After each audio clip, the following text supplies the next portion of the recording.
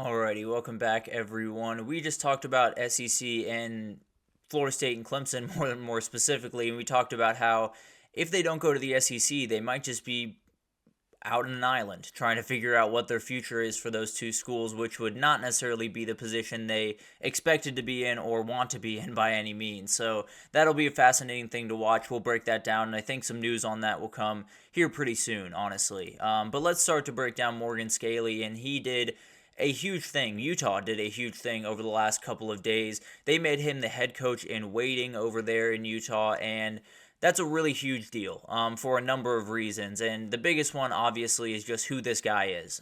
He is one of the most respected, one of the best coordinators in the game. He's absolutely remarkable, has been at Utah for quite some time, and every single year it feels like that defense is really hard to deal with, and he's a huge reason for that. So obviously a huge thing for that, but also what happens to Kyle Whittingham at this point? You usually don't put a head coach in waiting unless that coach is, looking at the door just a little bit, or at least thinking about what the next step is for him after coaching. And you hate to see Kyle Whittingham go, but at some point, all of this was going to start to happen. He is 64 years old and probably wants to spend just a little bit more time with his family and not be out on the recruiting trail as often as he is. So obviously a fantastic career by Kyle Whittingham, not coming to an end right now, obviously, but this is a huge move for them. Morgan Scalley has been at Utah for pretty much his last 24 years. He started there as a defensive back playing under Kyle Whittingham in 2001 to 2004. Then he was an administrative assistant in the athletic department in 2006. He went back to join the staff in 2007 and has been there ever since. He went from safeties coaches to a recruiting coordinator to coaching special teams to the defensive coordinator. So this is his program. There's no two ways about that. There is nowhere else that this guy wants to be, and he's been there pretty much since he's become an adult. So obviously there are incredible amounts of ties here, and definitely someone that has a ton of respect. He was a finalist for the Broyles Award, which is the best assistant coach in the country award that's given out every single year back in 2019.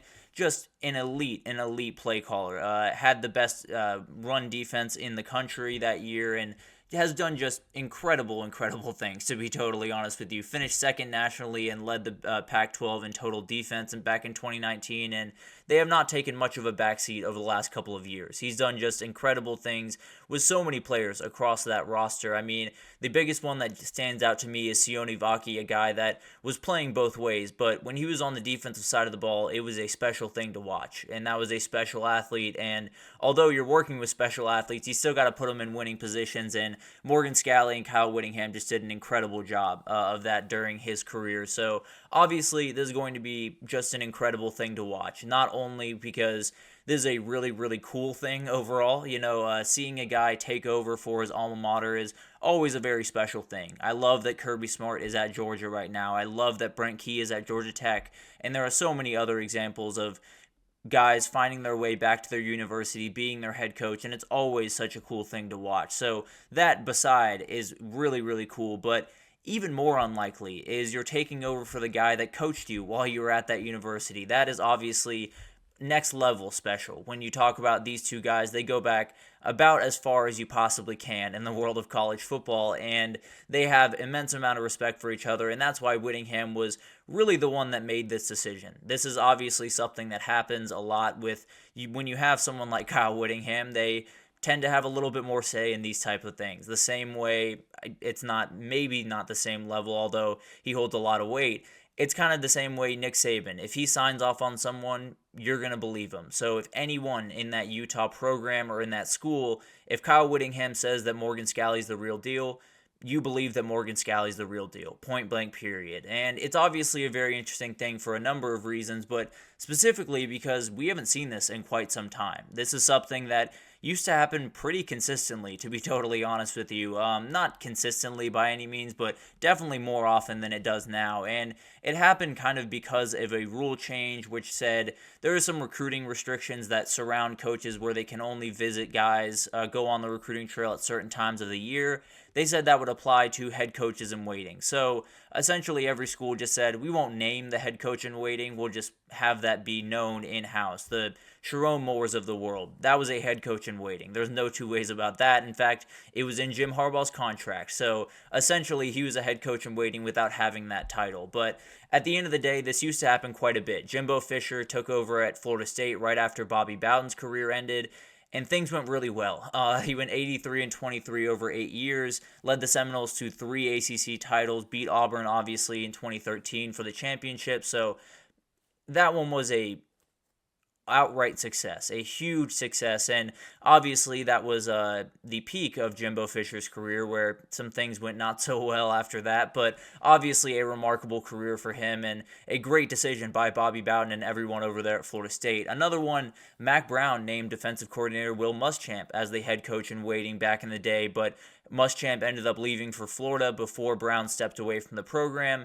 That was one where I felt like Mack Brown probably should have stepped away a little bit earlier than he did and handed the reins over to Will Muschamp, but obviously it was a totally different world, a total hypothetical, which would have been very interesting to see play out, but definitely a lot more things wrong about what was going on at Texas there than the head coach at that point, but that's beside the point. That can be an entirely different segment.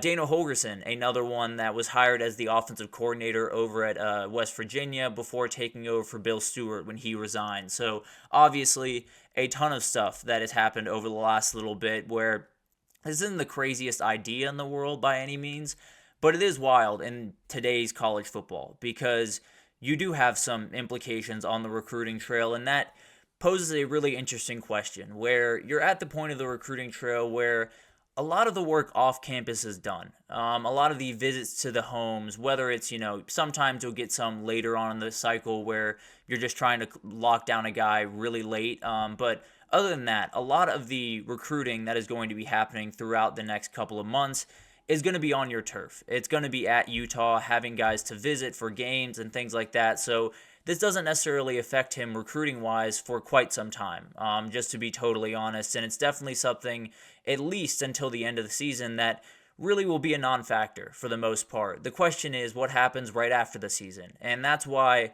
when I look at this at face value, it's hard for me to sit here and say that this isn't Kyle Whittingham's last year. Now, I don't know anything on that front, and obviously I have not spoken to Kyle Whittingham over the last 48 hours, but it feels like this might be it. It feels like you wouldn't do this at this point if the plan wasn't for him to walk away at the end of the year. And obviously, I would not love for that to happen because this is one of the best coaches in the country and someone that I think is just absolutely remarkable, has done incredible things for the game of college football. So you'd hate to see him go, but this does feel like a move that kind of sets themselves up to let Kyle Whittingham play out his last season as head coach, do all the things that he wants to do, hopefully win another conference title, go to a playoff for the first time, and ride off into the sunset, and then hand the keys over to Morgan Scalley and see what happens.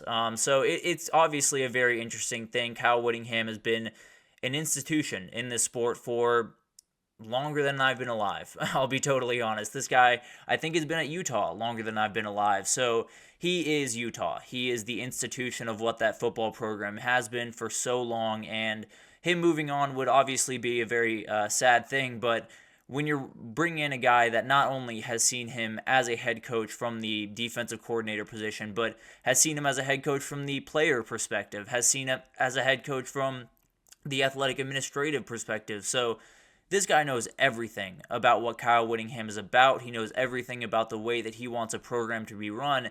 And more than anything else, he knows everything about what Utah is. And that's the most important thing when you're coming into a job that you're taking over for someone that is just larger than life for that program. You got to know what you're getting into. You got to know what everyone around you wants, especially the fans and especially the, support staff around you. And Kyle Whittingham has taught him that over the last 24 years, really, in some form or another, has taught him what it's like to be a good leader of men, a good coach, and deal with all of the outside stuff that you have to deal with now a little bit better than some other people have. So this is obviously one of those moves that caught me a little bit by surprise just because I hadn't seen something like this in quite some time. But at the end of the day, if it was going to happen anywhere, if it was going to happen to anyone in Morgan Scalley, there was no better place or person to pick. This guy knows everything about what it means to be a Utah Ute, knows everything about what this program is about, and it's because he learned from the greatest coach that's ever coached there. So it's obviously a move that I really like. It's one of those moves that's just a really feel-good move. You feel great about this guy being able to live out what is likely a huge dream of his, which is coaching his alma mater, being that head coach, and it's something that's always really cool whenever someone takes over the alma mater, but especially when they take it over from the guy that brought them into that place and showed them how special that place is. It's always really cool. So this is obviously a fantastic story. It'll be fascinating to see what the timeline on this is.